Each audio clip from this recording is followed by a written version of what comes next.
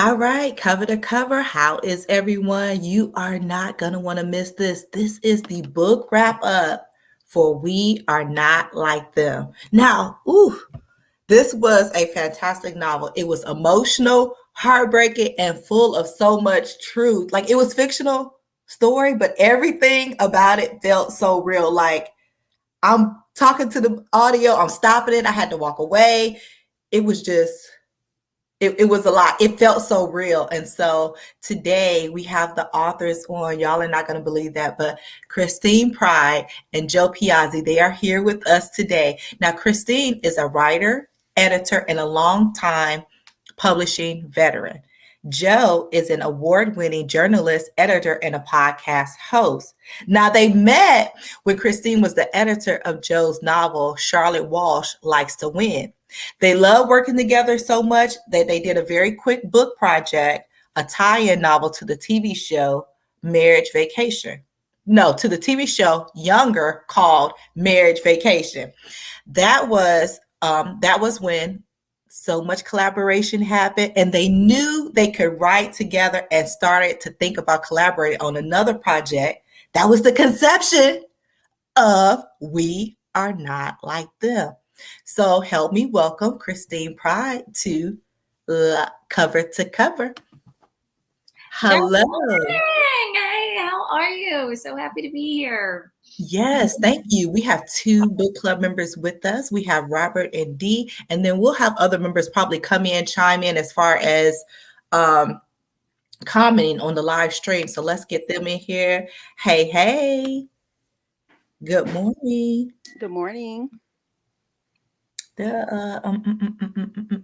Okay, so Robert, I don't think I can add you to the stream because it says your device is not connected. But if you want to type anything in the chat, then I will bring that up. So, Dee, let me ask you your thoughts. How did you feel about this book? Well, yes, I have several thoughts, and I'm not going to be long because I know our time is short. It was very emotional. It was very relevant for the times. And one of my questions to you, Miss Pride, is, was there any concerns of the timing of the release of the book? Mm-hmm. That if it would be not appropriate, if it would be too soon, or what? Was there any concerns surrounding the release date? Yeah. Well, first of all, thank you guys for having me, and hopefully Joe will be joining us soon to talk today, and for picking the book and for all your kind words about the book. Really appreciate it so much, and really happy to be here chatting. In terms of the timing, there's Joe. Hi, Joe. We actually met and started writing this book in early 2018. And so rightfully, a lot of people think that this book came to be, even post George Floyd or later in time. But obviously this issue of police violence has been an issue for a while. And so even though it was, full 2 years before George Floyd and 4 years ago now, these themes and topics were still really relevant. And in a way, we feel like it was good timing that the book came out when it did this fall, because we all went through such a reckoning in summer 2020 for lots of different reasons. And so having the book out now feels like people are more aware of these things, some people, but also more hungry and open to talk about some of the issues that the book brings up. And it's harder to do that in a vacuum almost. Like, we want to talk about these things, but it's hard to sit with your colleague or your cousin or your uncle at dinner and just like, so how about social justice, or, whatever your way in. But if you read a book and talk about it in your book club or at work or, with your friend, then it's a way to have that conversation. And we feel like this book has been sparking these kind of conversations. And so we're just really grateful for that. Yeah. Welcome, Joe. Thank you. Hi. Dee is so kind. She's like, yes, Miss Pride. I'm like, this is my friend. It's Christine. Been very attentive to both of your IG. I've been following. I've been reading articles. Like, we know you at this point.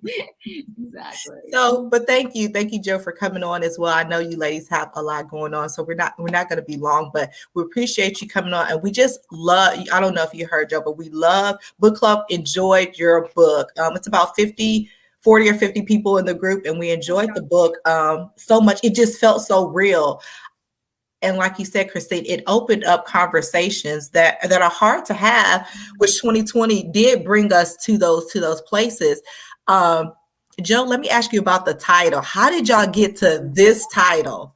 Oh my gosh. See, I don't want to punt over to Christine because she just answered the last question, but I will say this title was all Christine. Like, she came up with this so early on in the process. And I think it was either the middle of the night or in the shower, which are Christine's two creative times during her life. And I remember she like got out or woke up and she texted it to me, but then she immediately went to Amazon to be like, is this taken? Is this taken? And it wasn't, which is also rare because it's like every book title under the sun has been taken at this point. And so we just both loved it immediately because it works on so many different levels, right? It's Jen and Riley's friendship between the two of them. They're like, we have something special. We are not like all those other people, but then also speaks to the tribalism in America generally these days, where so many people within their little groups and social circles are like, no, we are different.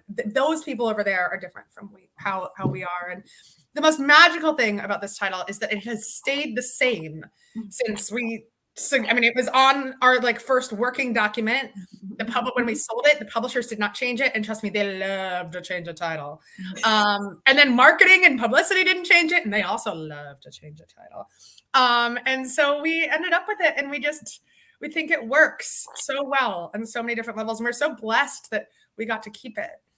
Yeah, I mean, because when you say saying all that, I'm thinking that like me and my family are like, we're not like them, but then over here with me and my book club, we're like, we ain't like them, and it's just like so powerful, and I could just see all the finger pointing, and I'm not gonna fast forward because the prologue just I don't know if y'all go back and listen to the audio, because see, I did audio. Didi, did you do audio or were you reading? No, I did the audio as well. Ooh, when I tell you audio do something else, I don't know if you have other books, but get them in audio, because I love audio. I love how it was going from Jen to Riley. It was so good. It was like a movie. I'm listening to a movie, Yeah. So what did you have any thoughts about the prologue? Well, the prologue, and I do want to say really quick before we talk about the prologue, our audio actors are such shout out to them. incredible, special women. I mean, my God, they really did turn that audiobook into an audio play, essentially. It feels like an old time like radio play where you would tune in and like listen to your stories every day, because it comes alive. They're so amazing.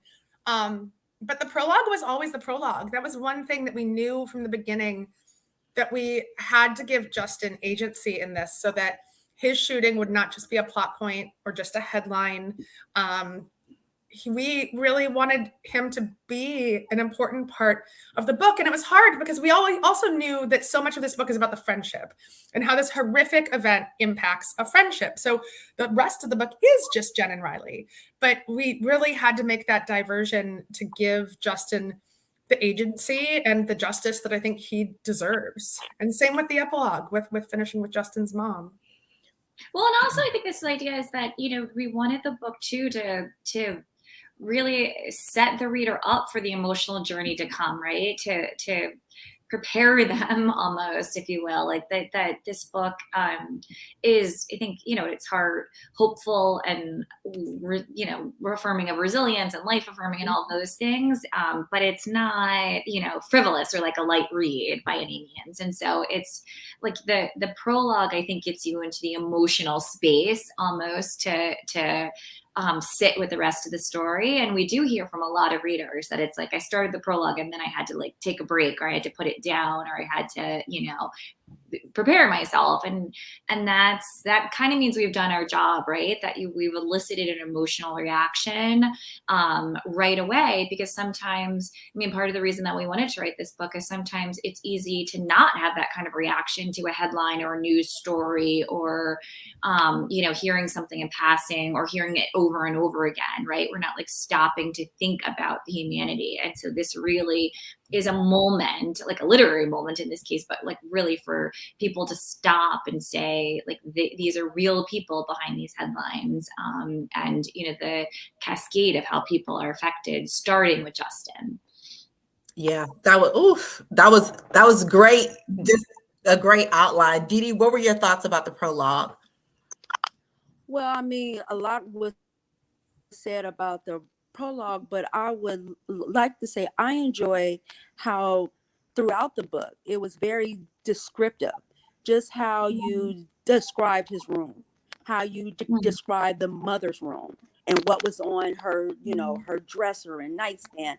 Those things gave you just a personal insight to, who they were. So I really enjoyed how you actually like just through descriptions, you gave light to all of the characters and just kind of a flicker of it, but you made them all so real. And I think with Justin, a lot of, of us can relate, a young kid, he saved up his money, he bought this, certain thing he was anxious to wear, and that happy feeling, like we all could relate to a time. So he was so relatable. And I think every character was on a different level, but we're bringing life to him about who he was as a child, his mother's memories, his uncle, and all of that. It was just really great to see it play itself out. So that was the first inkling of who he was, but then to hear. Yeah, the characters really were real. You know somebody like this, or you can wait, let me mute everybody so it's sort of giving us a crackle. But yeah, Dee Dee, that was a great point. And what I also wanted to talk about is when Riley confronts Jen about her post comments and actions, saying Jen remarks saying that when I see you, she doesn't see race. Like that says it all. Right. So how did you all, once the book came out, your family and friends read it, what were their reactions to this? Did it open up conversations? Oh yeah, absolutely. Absolutely. And I think that the I didn't see race line from Jen it's hard for a lot of people to hear, and it's so cringy. It's cringy, I think, for Black women to hear, for Black people to hear. I think it's cringy for a big subsection of white people to hear. But I also think that there is a big group of white people out there who are like, I would say that. What's wrong with that? Why is that an issue? And I know that because, I see a lot of those people in Philadelphia and probably in lots of different parts of the country. On a very regular basis. And so for those people, what our hope is that they'd see that and be like, but I don't think there's anything wrong with that. And then through the rest of the book, be like, oh, maybe there is. But, letting them come to that conclusion themselves, right? Instead of kind of hitting them over the head with it. Because I think, people do want to feel like they've come to their own place and their own evolution. And we're hoping that through Jen's story, that can happen. I grew up in the suburbs of Philly, in a suburb that's pretty white. I mean, just like, it's like pretty lily, working class, white, very similar to where Kevin's family is from, frankly. And my own mom, who would consider herself a very liberal and open-minded woman, I still feel like she had an evolution after reading this book, and a very important one. That's exactly what we wanted to happen with this. There's a reason that we wrote the book as very accessible commercial women's fiction. We're so delighted that it was chosen as the Good Morning America book club pick. because that gives it this bigger platform. But also, you know, it has this beautiful cover. Someone's going to pick it up that might not pick up a book like White Fragility or How to Be an Anti-Racist. But through the storytelling and through the friendship and the love that we think is in this book, you know, they'll come away with conversations. And we've heard that in almost every book club that we've been in. We've heard it. We've done a lot of corporate DEI events, and we always hear it in those. And so that makes us feel like we did our job. This is what we wanted to do. We wanted the story to get people having difficult conversations. We've seen that happen. Yes. What about you, Christine? What was your family's reaction? Yeah, you know, it's funny because we had, you know, this book is actually more so informed by all the conversations that we've had, right? So like conversation I've had in my family, Joe's had in her family, that we've overheard, that we've had with our friends. And we really drew from a lot of personal experiences and things that we've, you know, eavesdropped on, because that, I mean, that was kind of the point in us even writing together, right? That we're both privy to very different conversations happening. So it's almost like by the time the book came out, none of the people kind of in our circle, I think, were as like, they kind of knew what was going to be in this book and knew what we were going to talk about. Even like the story, I mean, this happens so much, so there's not going to be one story, but the idea, like, I don't see race is something that, you know, directly comes from, again, lots of different experiences. But my parents had these really good white couple friends for years, and they're out to dinner once, and this couple says to them, "Oh my God, John and Sally, like, you know, we have so much in common. Like, you want your kids to have great values. You want, you know, you're just like us, you know." And the subtext was very clear, and it wasn't even subtext really. And so that sort of thing happens all the time in different ways. And we wanted both Black readers and white readers to be able to see these things play out on the page and recognize them, be aware of them, and either be affirmed or learn something, right? But like, you know, it's not, these things are not uncommon, what Riley and Jen experience on the page or what they overhear or what they say. But we're hoping that something about like their dynamic and humanity and their relatability helps you like, oh, right. So then, you know, you can reflect on or share a personal experience that's similar. Yeah, and I think because of the friendship was the glue. It wasn't even about what we look like, because for a long time, people would say that to me, like, Deborah, when I'm with, I don't see color, and I never really knew the weight of it until I got older. Like growing up, I was like, oh, you know, like we're all the same. We're all, you know, playing and doing things. So I have heard that, but then as I got older, then, you know, life experience, and then you're like, oh, wait a minute, like, see me, you know what I mean? Yeah. So You don't realize that that's problematic or how problematic it is. Or even as you said, like when you're young, this mirrors Riley and Jender's relationship, and that they weren't thinking about race and microaggressions and how different they were on the playground, right? They were blissfully unaware of these things. And so it didn't come up in their friendship and their relationship until it sort of had to. And then it was very dramatic, very heightened, and very fraught circumstances that it comes up in. And that's, you know, that's even, it would have been hard for them to go into this new territory anyway. But the fact that then there's so many feelings, stakes, and they're so personally involved in what happened makes it even that much harder. Yeah, thank you for explaining that. Dee Dee, what other questions did you have for the authors? We're gonna get ready to work, and then Dee Dee, you and I can stay on. We can chat a little bit more about it. But what other questions did you have for the authors, since we have Joe and Christine here? Yes, I would just like to say that I really enjoyed the undertone of a lot of certain stuff, which was like the pearls with the necklace and the bracelet, and how the grandmother gave it to them, you know, one for one, one for the other. And then Riley's, just her own experience of going down south and to bury the grandmother and going to the museum and what that meant for her. And I mean, it's just so many, because I pay attention to those small things, you know, and her own conflict on her not sharing with Jen, you know, about things that occurred to her in school from other classmates, what they wrote in her yearbook, what they may have said to her directly. And she was going through stuff and learning, you know, about life in a different way, but still yet very much enjoyed her friendship with Jen, even when she went to college. Mhm. But then how Jen shared her own, experiences and so forth with her mother and that relationship and all the men that her mother would bring by, so on and so on. So I just really enjoyed those other type of topics in the book that was not so much, kind of in the forefront, but in the background, Mhm. those subtle things. And that meant a lot. And then just the whole experience about hearing from the police officer's perspective, which is rare, and that Jen is not like them as far as the other cop wives, and she's more, down to earth and so forth and so on, or so she thinks.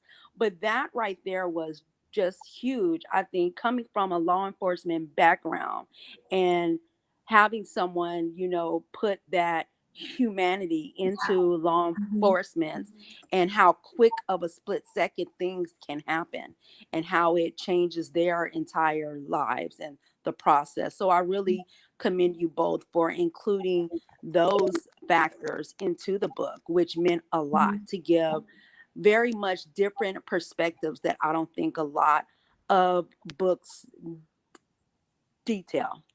So thank you. And I can't wait to read the next book from the both of you. Oh, thank you. We're excited about it.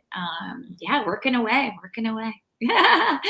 Nearly finished. We're in a good place. Yeah, we are. Yeah. That's good. That is very good. I mean, I guess even Didi, you're talking about that. I mean, the police code. Oh my gosh. Ooh, that was strong. That was strong because, but that's true. Just think about even just, your regular job. I'm just going to say, I don't know, a coffee shop. These are your family. You're working day in and day out with somebody. It was so confusing. I'm like, is he going to testify? Is he not? Is he going to testify? Is it pause? I was like, you know what? Pause. Just pause. I was like, I don't want to know. And then Kevin's family, y'all did that. Yeah. Kevin's brother. Oh, Matt. Right. Everyone loves to hate Matt, and we're okay with that. We're okay with that. Absolutely. We feel like there's moments of empathy with pretty much every other character in the book that might be surprising, but Matt, everyone can just enjoy hating for the entire thing. I'm like, Matt, come here, Matt. Come. I think I made a post about Matt in the group. I'm like, let's have a conversation in this alley. Right. But we just appreciate you too. Thank you for your time. Thank you for your attention. Didi, do you have any other questions for the authors? Robert, do you have any questions? I couldn't connect you to the stream, but do you have any questions? You put them in the chat. We will get them over.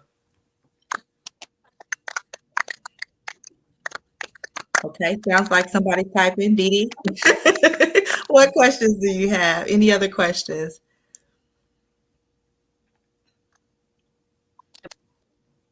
Uh-oh. Uh-oh. A little glitch. All right, we got.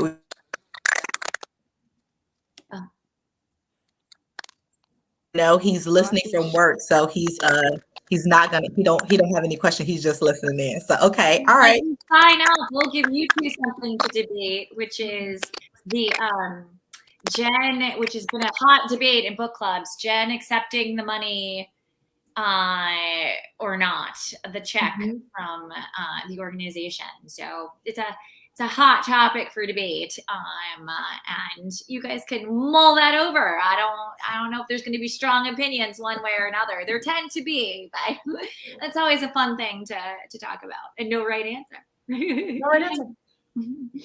The fact that there's no right answer in all of this, there's no right. I mean, for a minute, you're like, this is it. This, and even last person, Sabrina. Can we bring Viola Davis in when this becomes a oh my God. Your lips. That would be amazing. Your lips, yes. Can someone call Viola? Yeah. We'll send her this stream. Okay. Hi, Latoya. Thank you for checking in. Do you have any questions for the authors? We are wrapping up this book club book. So if you have any, okay, she said, I like the book, emotional roller coaster. And Latoya was the main one. Latoya is a habitual read-aheader. Oh, Latoya, I'm all. Better watch Latoya for the spoilers then. That's So she didn't give any spoilers, but she was like, I had to stop. I'm way ahead of y'all, but I had to stop. I'm like, why'd you have to stop? You know, and I haven't even jumped into it yet.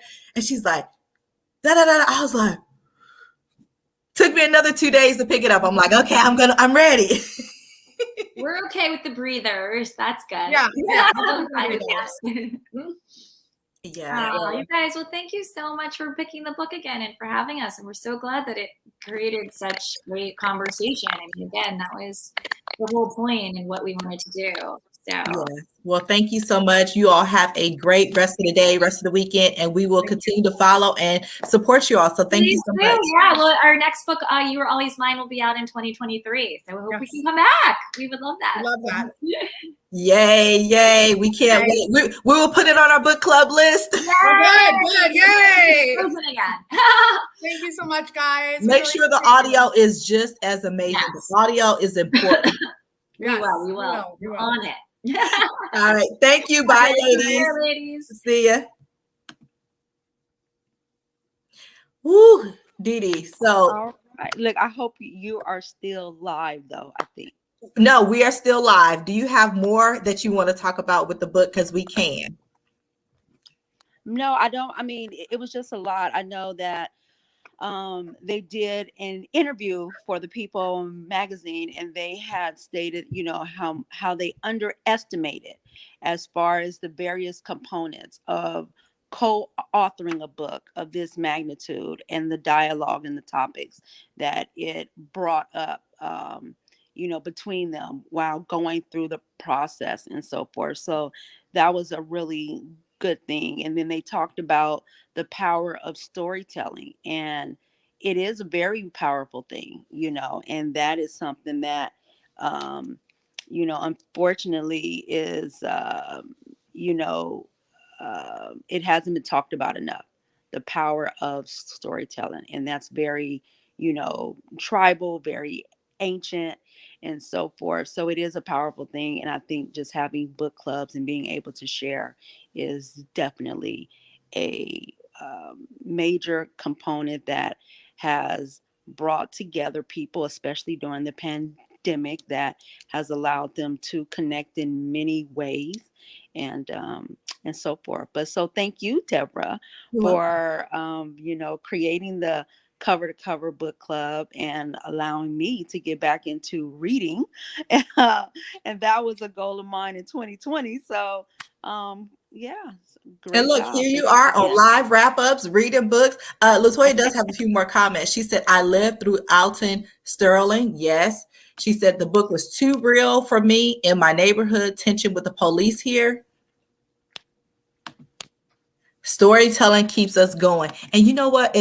You say that, and we can close on this, but just imagine, because of our generation and the generation before, we sort of came out, but like our children are more vocal, expressive, etc. Me, I'm a little bit, but just imagine if our parents told more stories.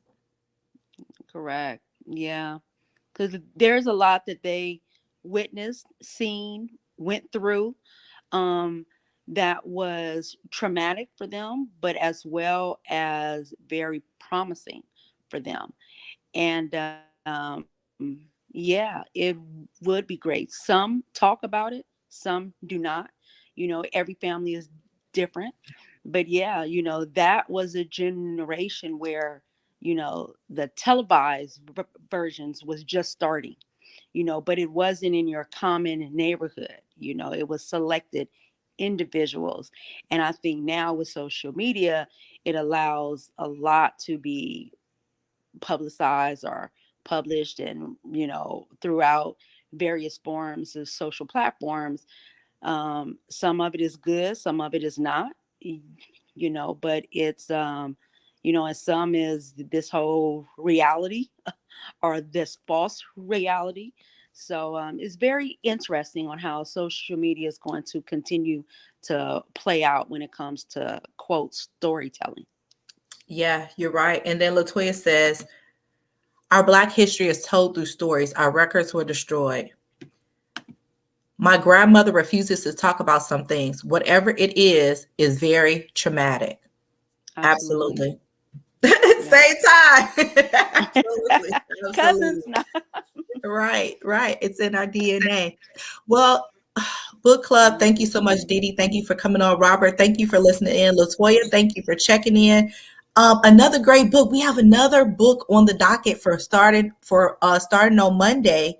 We're going to have another book starting on Monday, The Best Friends. Now, I read the synopsis and I'm like, ooh. So I think book club is on a roll. We are doing well. So get ready for that. Get engaged. I put off doing the top contributor because I just haven't had time to count it all up. I've been trying to do this, and that. So this weekend I will get that done and we will get the top contributor up and out there. So thank you. Until next time, book club wrap up, cover to cover. Y'all have a good one. See you soon.